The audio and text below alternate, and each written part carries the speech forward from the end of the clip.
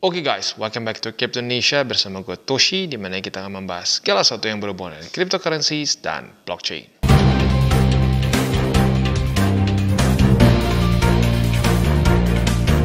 Dan kita kembali lagi ke meme coins. Beberapa udah ada yang panik nih. Waduh bang, gimana nih bang, ngedam bang ya.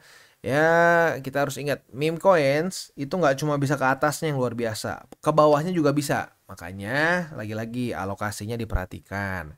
Gue pribadi ya di cycle kemarin terutama ya cycle juga ya udah lumayan profit juga sih, tapi lebih gila di cycle kemarin karena ya kan cycle kemarin udah sampai cycle top ya. Itu bisa untung sampai belasan ribu persen ya. Itu ekstrim lah ya, yang belasan ribu persen itu ekstrim banget. Tapi alokasinya harus diperhatikan begitu. Jangan lu berpikir, wah Bang Toshi semuanya memes tuh, wah belasan ribu persen gila. Enggak ya, alokasinya gua nggak terlalu gede begitu. Supaya apa ya? Supaya menjaga resikonya. Karena ya memes bisa seperti ini faktanya. Doge, dia ngedam 8,74% pada tanggal 25 November. PP, dia ngedam 6%-an dan seterusnya. Begitu ya. Dan juga ini pentingnya kenapa kita harus TP begitu, karena ya kalau kita sudah terjadi overbought begitu dan udah keluar SOP TP ya kenapa nggak di TP begitu. Dan sekali lagi ya, TP ini bukan berarti gue bilang bahwa wah nih ya gue ngedukun besok akan turun gara-gara gue TP. Enggak, bukan ya. Sekali lagi bukan. TP itu adalah sebagai patokan ya. Kalau lu nggak punya SOP, nggak punya patokan, ujung-ujungnya apa? Ntar aja deh. Ujung-ujungnya kayak dulu yang pernah gue cerita ya, curhat ke gue, aduh bang gue Shiba udah untung 1000% jadi minus sekarang. Gara-gara apa? Gara-gara nggak punya SOP begitu. Jadi sekali lagi, TP bukan berarti gue berharap bahwa oh ini market akan drop setelah gue TP. Enggak, bukan seperti itu ya. Tapi ya itu lebih ke ya kita punya SOP. Karena sekali lagi kalau kita tidak punya SOP berantakan. Oke, sebelum kita mulai seperti biasa gue akan disclaimer dulu bahwa semua konten dari TCI bukan financial advice, ini semua bentuknya adalah edukasi.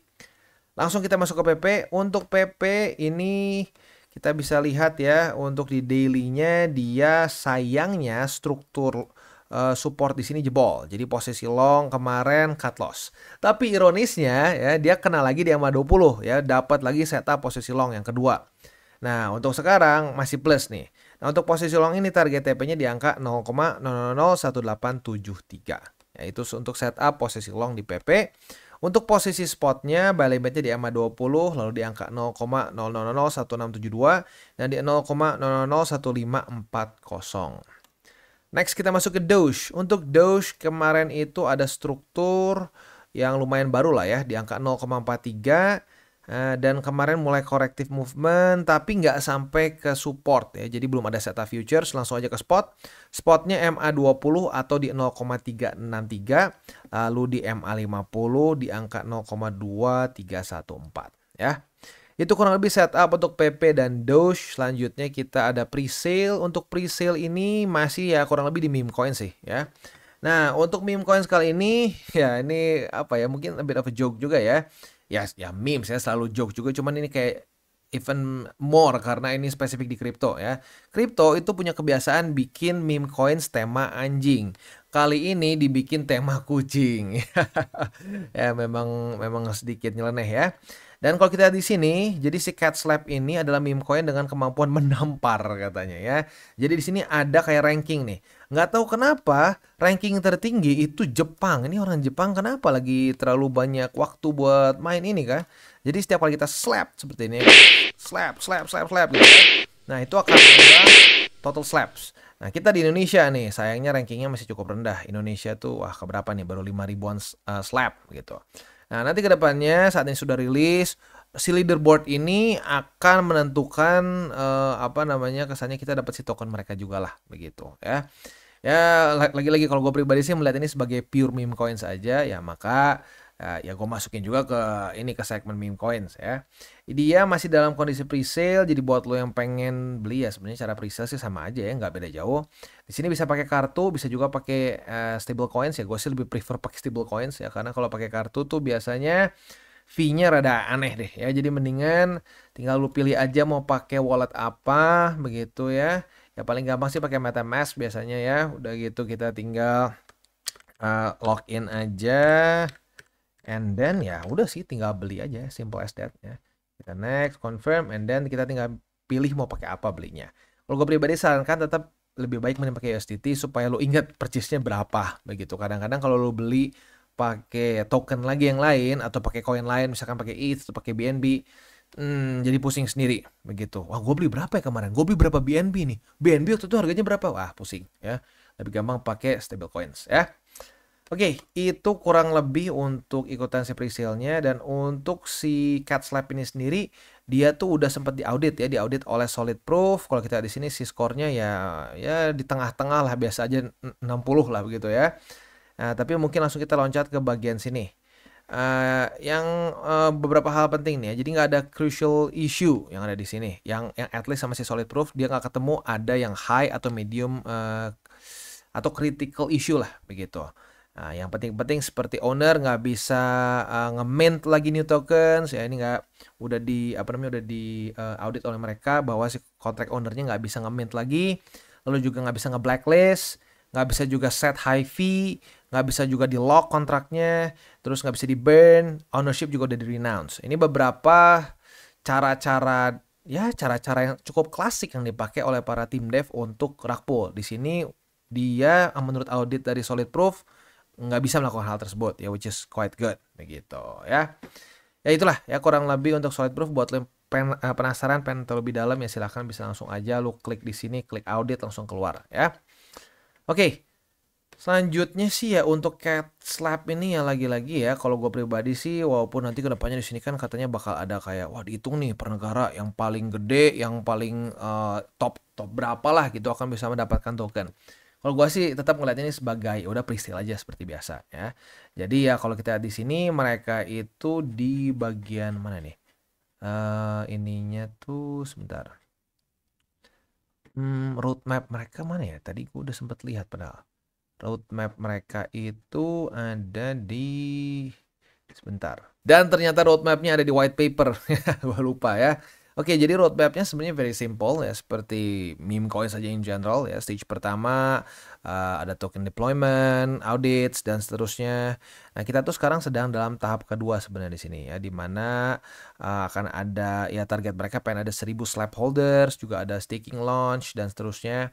Ya ujung-ujungnya sih kalau pre-sale sih ini sih ya, ini yang paling penting, checks. Jadi waktu dia udah listing di checks, dia udah boom ya. Nah, tinggal ya kita TP begitu. Nah, kalau TP-nya gimana? Ya kalau menurut gua sih lagi-lagi minimal modalnya beres dulu. Udah modalnya beres kan tenang tuh ya. Ya sisanya profitnya mau gimana ya pinter-pinternya sendiri deh. Mau jadiin cacing-cacing naga-naga siapa tahu Bang ya boleh. Mau lu TP semua nggak apa-apa Bang. Yang penting profit dikit-dikit tapi yang penting pasti boleh ya, terserah lu masing-masing. Tapi yang pasti untuk presale ini kalau gue pribadi sih mengingatkan bahwa ya ini tetap resikonya besar begitu. Maka dari itu alokasinya sangat penting untuk dijaga. Jangan sampai wah gue 50% porto spot gue tuh presale. Waduh itu terlalu resikonya terlalu besar ya. Kalau gue pribadi presale itu maksimum di 5%. Ya, sekali lagi 5% itu keseluruhan. Jangan, oh bang gua ada 10 presale, masing-masing 5%. Ya itu setengahnya namanya ya. Enggak, jadi semua presale 5%. Jadi kalau misalkan lu punya porto 100 juta, 5 juta untuk presale. That's it. Begitu. Nah udahnya profitnya mau diputar-putar lagi ya monggo silahkan. Pinter-pinternya diri sendiri ya. Oke. Itu kurang lebih gambarannya ya. Jadi untuk Cat Slap ini ya, ini lucu juga sih. Ini meme yang gue suka lihat ya jujurnya ya. Kucing yang nampar kucing lagi tuh pak gitu. Ya tapi lagi-lagi lah ya kalau gua sih for now masih treat it as jangka pendek sih gitu ya. Oke, itu kurang lebih untuk Cat Slap ya. Selanjutnya kita sedikit lagi ngomongin soal memes in general. Gue ingatkan lagi ya, boleh banget profit dari meme coins, dan gua akan ngomong ya bahwa profit dari memes maupun profit dari BTC sama aja enaknya kok ya, sama-sama bisa dipakai juga kok itu profit ya. Nggak berarti wah lu profit dari memes beda, nggak, sama kerasanya, tetapi yang berbeda adalah resikonya aja begitu ya. Dan gini, gue udah sering bilang bahwa investasi itu ujung-ujungnya adalah bagaimana kita mitigasi resiko. Kita nggak bisa menghilangkan resiko sama sekali karena ya kayak gini, lu keluar rumah aja ada resiko ketabrak gitu kan. Jadi resiko tuh selalu ada. Tinggal gimana kita mitigasinya. Jangan sampai resikonya berlebihan. Begitu. Jadi ya gue harap juga bagi lu, keluarga TCI, pinter-pinter bisa menjaga resiko. Begitu ya. Kalau sampai lu mau main meme coins, janganlah sampai mengganggu yang 70%, which is ya BTC begitu, karena BTC ini akan menjadi fondasi. Amit-amit lu kenapa-napa, ya aduh ternyata pilihan gue altcoinsnya atau meme coinsnya berantakan nih. Nah lu masih punya fondasi yang akan tetap bisa menyelamatkan lo. Itu yang terjadi sama gue di 2000, ya technically sih nggak di 2016 ya, tapi di cycle itu berarti di 2017 akhir lah, Desember itu ya. Itu altcoins berantakan ya, akhirnya hancur masuk ke bear market. Dan rata-rata altcoins yang gue beli di zaman itu belum ada memes ya. Zaman ya paling cuma Doge ya. Doge pun gue ada bukan gara-gara gue spesifik beli, gara-gara gue ada kayak semacam mining pool ya. Ya, tapi intinya apa? Intinya altcoins yang dulu banyak berspekulasi di awal-awal cycle gua itu banyak yang hancur, tidak ada sisanya sama sekali. Nah, jadi maka dari itu gua selalu bikin aturan untuk apa? BTC sebagai fondasi. Karena yang menyelamatkan gua bisa lagi ke cycle selanjutnya adalah karena gua masih punya BTC. Kalau nggak punya sama sekali mungkin gua nggak akan gua udah mungkin nggak akan trade crypto begitu. Jadi makanya kenapa itu gua selalu ingatkan ke para subscriber gua untuk punya fondasi yang bagus gitu ya. Oke, kita tutup dengan 3 golden rules. Jangan pakai uang panas, jangan over leverage, berpikirlah jangka panjang, dan salam tabur tuai. Ingat, apa yang lo tabur akan lo tuai juga. Jadi jangan nabur hal buruk. Dan buat kalian yang belum nonton DCWT atau Daily Charting with Toshi, bisa klik di sini, di mana kita akan daily chart your favorite cryptocurrencies. Dan buat lo yang belum mengerti juga mungkin mengenai chart, candles, dan hal-hal lain, bisa juga klik di sini, ada tutorials with Toshi. Dan buat lo yang pengen mendukung TCI, salah satunya bisa menggunakan link reflektor di bawah. Dan jangan lupa juga untuk join Telegram group, di mana kita bisa ngobrol-ngobrol santai mengenai dunia cryptocurrency secara 2 arah. So jangan lupa untuk like, subscribe, click the bell icon, and see you on the next video.